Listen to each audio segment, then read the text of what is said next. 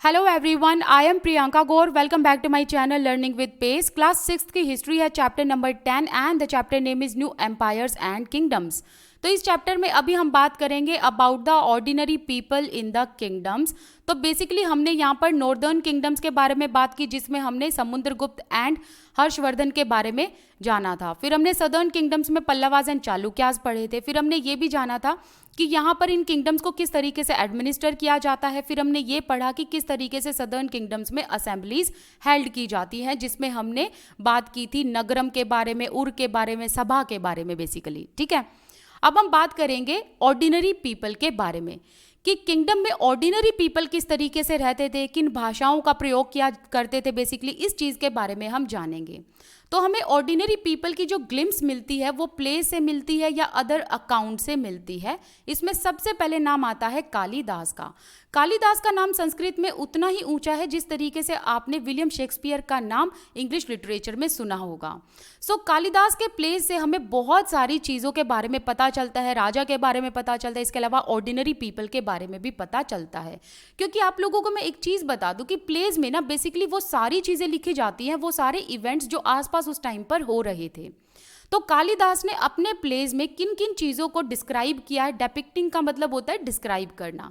Basically इन्होंने king court के बारे में बताया हुआ है, राजा के दरबार के बारे में बात की है, इसके अलावा ऑर्डिनरी पीपल के बारे में भी बात की है। कालिदास के जो ये प्लेस थे, इन्हीं से हमें एक इंटरेस्टिंग फीचर भी पता चलता है। वो ये है कि उस टाइम पर जो राजा एंड मोस्ट ब्राह्मण थे, मोस्ट ब्राह्मण में वो ब्राह्मण आ गए जिनको पढ़ना लिखना आता था, बेसिकली जिनको हम लर्नड मैन कहते हैं, राइट। तो हमें ये पता चलता है कालिदास के प्लेस से कि किंग्स एंड जो मोस्ट ब्राह्मण्स थे वो संस्कृत में बात करते थे, संस्कृत बोला करते थे। वियर एज राजा एंड ब्राह्मण को छोड़कर जितने भी लोग थे वो प्राकृत लैंग्वेज में बात करते थे। प्राकृत एक ऐसी लैंग्वेज जिसे हम कहते हैं ऑर्डिनरी लैंग्वेज, जिसे हम बोलते हैं आम लोगों की जो भाषा होती है बेसिकली। तो यहाँ पर एक इंपॉर्टेंट क्वेश्चन ये आ जाता है, कई बार क्वेश्चन ये आया भी हुआ है कि जो संस्कृत है वो किसके द्वारा बोली जाती थी। ध्यान रखना, किंग जो राजा होते थे किंग, उसके अलावा ब्राह्मण्स के द्वारा। एंड राजा और ब्राह्मण को छोड़कर जितने भी लोग हो गए वो प्राकृत लैंग्वेज में बात किया करते थे। इसके अलावा जो कालिदास हैं उनका एक फेमस प्ले है विच इज अभिजन शकुंतलम, या ये कह लो अभिज्ञान शकुंतलम। ठीक है, किसी भी तरीके से आप इसे प्रोनाउंस कर सकते हो। तो ये जो इनका प्ले है इसमें इन्होंने एक लव स्टोरी दिखाई है, एक राजा के बीच में और एक यंग विमेन के बीच में। राजा का नाम है दुष्यंत, यंग विमेन का नाम है शकुंतला। तो बेसिकली अभिज्ञान शकुंतलम में कालिदास ने दुष्यंत एंड शकुंतला इन दोनों की लव स्टोरी को दिखाया। तो यहाँ पर बात हो गई राजा के बारे में। इसके अलावा फिर इन्होंने राजा के दरबार के बारे में भी बात की इसी प्ले में, एंड एक पुअर फिशरमैन के बारे में भी बात की।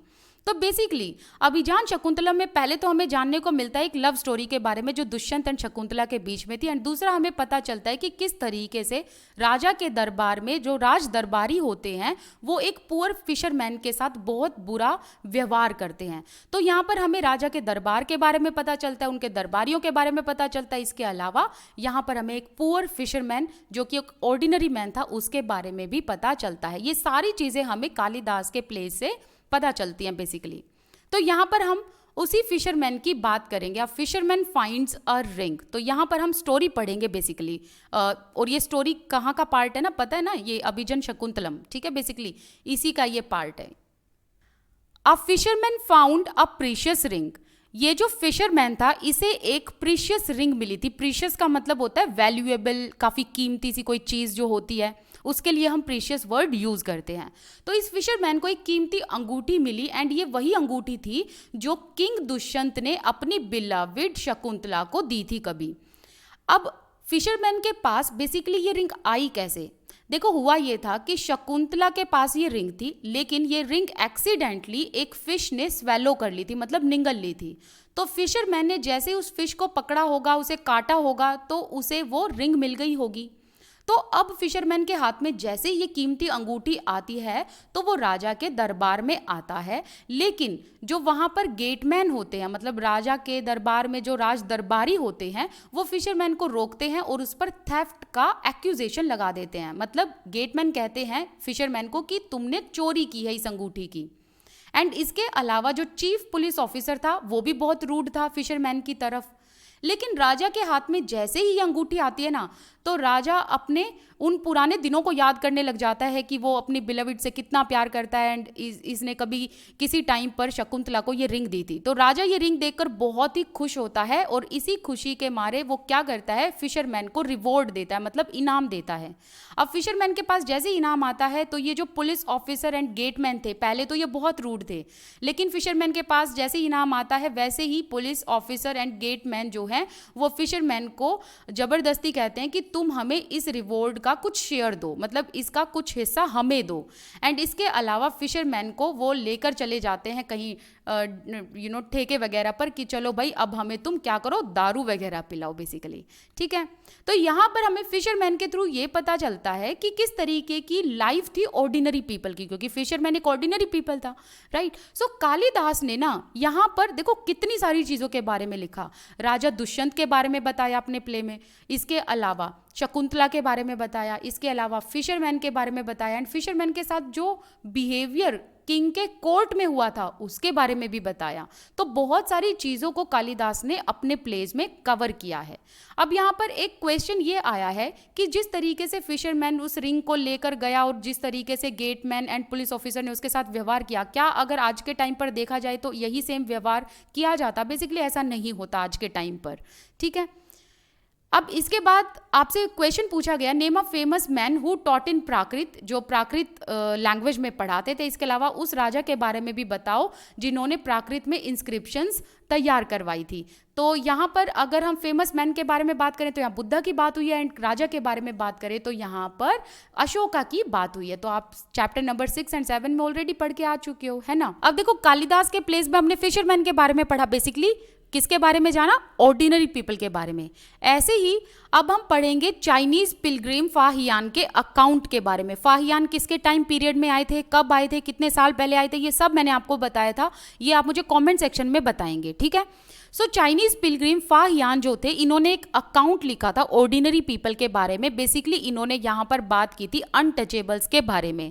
सो फाहियान ने अनटचेबल्स की प्लाइट कंडीशन, मतलब बैड कंडीशंस के बारे में लिखा था कि किस तरीके से इनको बैड ट्रीटमेंट दिया जाता था।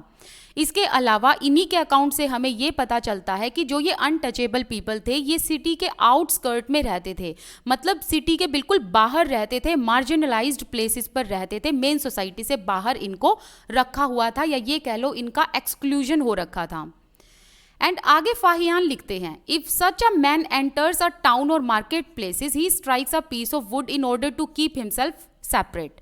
तो अब फाहियान ने ये लिखा कि जो ये अनटचेबल पीपल, जिनको मतलब इस अनटचेबल की कैटेगरी में डाला हुआ था, बेसिकली जब ये टाउन के अंदर एंटर करते थे या मार्केट प्लेसेस में जाते थे ना, तो ये जब भी यहाँ से वहाँ कहीं भी जाते थे तो अपने साथ एक लकड़ी का पीस लेकर चलते थे, मतलब एक छड़ी लेकर चलते थे। एंड उस छड़ी को क्या करते थे, ये बजाते हुए चलते थे, स्ट्राइक करते हुए चलते थे, ताकि ये दूसरे लोगों को अपने से सेपरेट कर सके। इसके अलावा जैसे ही अदर पीपल अनटचेबल मैन के द्वारा बजाई हुई इस लकड़ी को टक टक की आवाज को सुनते थे, वैसे ही ये अपने आप को इनसे दूर कर लेते थे। क्यों? क्योंकि इनको टच करना, इनको इवन ब्रश, मतलब इनके थोड़ा सा भी संपर्क में आना लोग पोल्यूट समझते थे। उनका ये मानना था कि ये अनटचेबल पीपल जो है ना, ये एनवायरनमेंट को पोल्यूट करते हैं, हम इनको छुएंगे तो हम भी गंदे हो जाएंगे। मतलब इस तरीके की एक मीन थिंकिंग थी उस टाइम पर लोगों की। इसके अलावा अब हमें बाणभट्ट के अकाउंट से भी पता चलता है। बाणभट्ट ने क्या लिखा था, हर्षचरिता लिखी थी ना, याद है ना आपको, हर्षवर्धन के टाइम पीरियड में हमने पढ़ा था। तो बाणभट्ट ने हर्षचरिता में क्या बताया है राजा के बारे में, राजा की सेना के बारे में, वो सारी चीजें हम यहाँ पर पढ़ेंगे। विविड पिक्चर के बारे में जानेंगे, मतलब अलग अलग चीजें हम यहाँ पर पढ़ेंगे।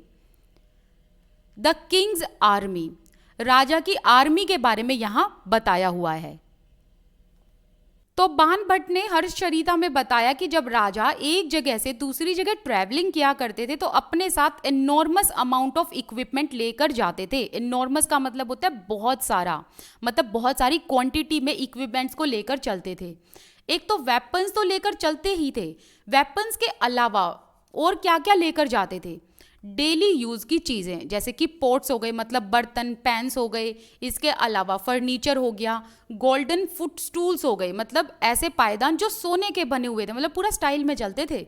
इसके अलावा खाने का सामान भी लेकर जाते थे। खाने के सामान में बहुत सारे एनिमल्स हो गए जैसे कि गोट, डियर, रैबिट्स, वेजिटेबल्स, स्पाइसेस, ये सारी चीज़ें लेकर चला करते थे। लेकिन ये सारी चीज़ें हाथ में तो लेकर चलते नहीं थे, ऑब्वियसली सी बात है, ये एनिमल्स का यूज़ करते होंगे। तो ये कौन से एनिमल्स पर लाद दिया करते थे सामान को? कैमल्स पर, एलिफेंट पर, ठीक है। तो इन एनिमल्स पर ये क्या करते थे? इन सारे सामान को लाद दिया करते थे, लोड कर दिया करते थे बेसिकली, ठीक है।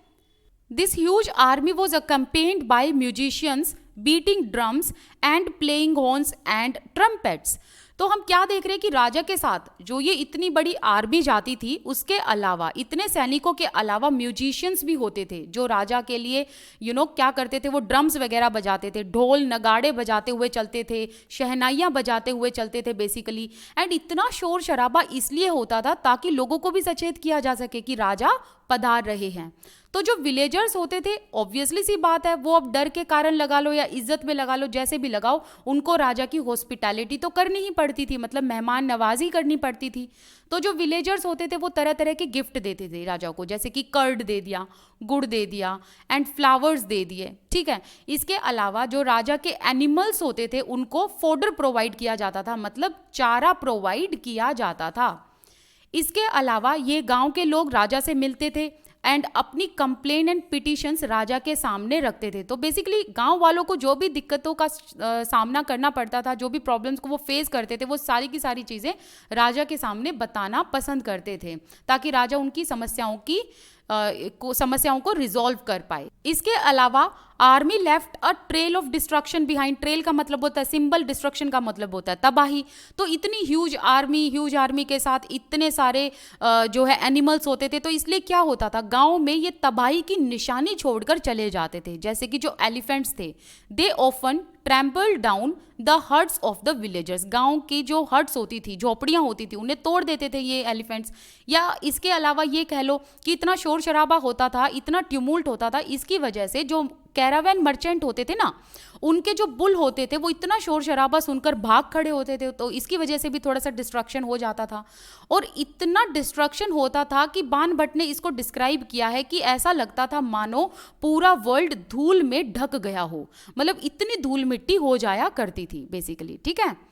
अब आगे हम बात करेंगे एल्सवेयर के बारे में। अब एक बार रिमाइंड करो कि हमने ऑर्डिनरी पीपल के बारे में कहाँ कहाँ पढ़ा। कालिदास के प्लेस में पढ़ा, फाहियान के अकाउंट में पढ़ा, फिर हमने बान भट्ट की हर्षचरिता में पढ़ा। बेसिकली इस तरीके से हमने देखा कि जो ऑर्डिनरी पीपल थे वो कैसे रहते थे, ऑर्डिनरी पीपल की ग्लिम्स के बारे में हमने जाना था, ठीक है। अब आपको अरेबिया लोकेट करना है मैप नंबर 6 में। अरेबिया ये क्या है? सऊदी अरेबिया एक डेजर्ट है एंड ये एक हब ऑफ कम्युनिकेशन रह चुका है। हब ऑफ कम्युनिकेशन का मतलब यहाँ पर अच्छा खासा ट्रेड होता था। इसके अलावा इंडिया एंड यूरोप के बीच में जो सी ट्रेड होता था ना, इंडिया, भारत एंड यूरोप के बीच में जो सी ट्रेड होता है, जो समुद्री तट पर जो व्यापार चलता है, उस व्यापार में ना बहुत सारे अरब मर्चेंट एंड अरब सेलर्स का मेन रोल रहा है, बल्कि इम्पोर्टेंट रोल रहा है। इसके अलावा सऊदी अरेबिया में हम बेदुइन्स को देखते हैं। बेदुइन्स कौन थे? बेसिकली ये एक पास्टरल ट्राइब थी। तो मैं आप लोगों को याद दिला दूं, पास्टरल ट्राइब वो होती है जो नोमैड्स की तरह होते हैं। बेसिकली ये क्या करते हैं, अपने एनिमल्स को एक जगह से दूसरी जगह लेकर जाते हैं, उनको पास्चर वगैरह कराते हैं। बेसिकली इनका जो लाइवलीहुड है ना, वो एनिमल्स के आसपास ही होता है। तो बेदुइन एक पास्टरल ट्राइब थी जिनके पास camels and other hardy animals होते थे, मतलब मजबूत एनिमल्स होते थे जो डेजर्ट पर आराम से सर्वाइव कर सके, ठीक है। फिर अब हम बात करेंगे 1400 ईयर्स अगो के बारे में, जिसमें हम प्रॉफिट मोहम्मद के बारे में बात करेंगे, जिन्होंने इस्लाम को इंट्रोड्यूस किया था, इस रिलीजन को इंट्रोड्यूस किया था अरेबिया में। तो इंपॉर्टेंट क्वेश्चन ये बनता है, क्वेश्चन कई बार आया हुआ है ये।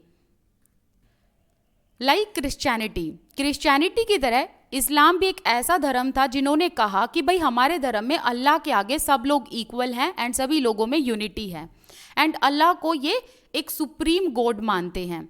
इसके अलावा इनकी जो सैक्रेड बुक है कुरान, ठीक है, कुरान के कुछ वर्स यहाँ पर लिखे हुए हैं, उनको यहाँ पर आप पढ़ सकते हो तो बिल्कुल पढ़ लो। थोड़ा सा मैं यहाँ पर बता ही देती हूँ आप लोगों को। वर्सेस में बेसिकली ये कहा गया कि जो मुस्लिम मैन विमेन हैं, जो विश्वास रखते हैं, जो अल्लाह में हमेशा डिवोटी रहते हैं, इसके अलावा जो सच्चे मैन विमेन हैं, मतलब जो ट्रू हैं बेसिकली, एंड इसके अलावा जो पेशेंट है, मतलब जिनमें धैर्य है, एंड जो कांस्टेंट है, मतलब स्थिर हैं, जिनका मन स्थिर है, जिनका मन चंचल ना होके बल्कि स्थिर है, जो हम्बल हैं, जो चैरिटी देते हैं, या ऐसे मैन विमेन जो फास्ट रखते हैं, रोज़ा रखते हैं, ऐसे मैन विमेन जो चैस्टिटी को मेंटेन करते हैं, मतलब पवित्रता को मेंटेन करके रखते हैं, एंड ऐसे मैन विमेन जो अल्लाह को हमेशा रिमेंबर करते हैं, याद करते हैं, ऐसे लोगों के लिए अल्लाह ने जो है रिवॉर्ड एंड फॉरगिवनेस रखा हुआ है बेसिकली। सऊदी अरेबिया में जैसे ही इस्लाम ओरिजिन होता है, वैसे ही विद इन 100 ईयर्स इस्लाम जो है वो आगे तक स्प्रेड होता है, जैसे north Africa, Spain, Iran, India, ठीक है। अब इंडिया में कैसे आता है इस्लाम? थ्रू अरब सेलर्स। अरब सेलर्स ने कुछ 1300 साल पहले सिंध को कनकर किया था। सिंध प्रेजेंट डे कहाँ पर है? पाकिस्तान में है। तो यहीं पर जो है अरब सेलर्स क्या लेकर आए थे? इस्लाम रिलीजन लेकर आए थे बेसिकली, ठीक है। तो हमारा जो ये चैप्टर है अब कंप्लीट होता है, एंड 6th क्लास का अभी हमारा बस एक चैप्टर और बचा है जो कि 11th चैप्टर होगा। फिर उसके बाद हम 7th क्लास की हिस्ट्री को शुरू करेंगे। टिल देन आप मेरे चैनल पर बने रहें। कोई डाउट है तो आप कमेंट सेक्शन में लिख सकते हो। इसके अलावा आप मेरे साथ इंस्टाग्राम पर भी जुड़ सकते हो। इंस्टाग्राम की आईडी है Priyanka Gaur, PRIYANKAGAURR। Thank you so much for watching this video. Bye bye.